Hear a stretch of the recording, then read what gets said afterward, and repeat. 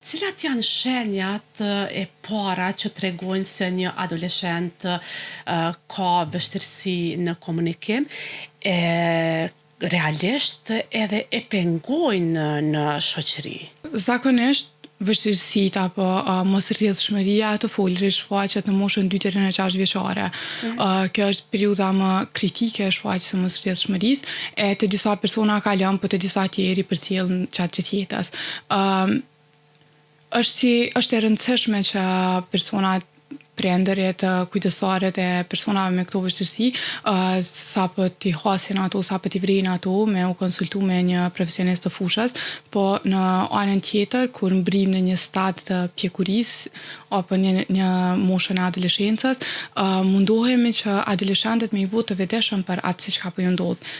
në qoftë se vetëm nuk janë të vetëdijshëm. Në momentin që krijojnë vetëdijshmëri për gjendjen e tyre, atëherë është më e lehtë me fillu me marrë masa edhe me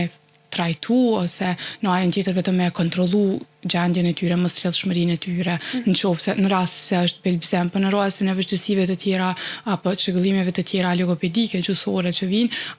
definitivisht është nevojshme konsultimi me një terapist të gjuhës dhe të folurit.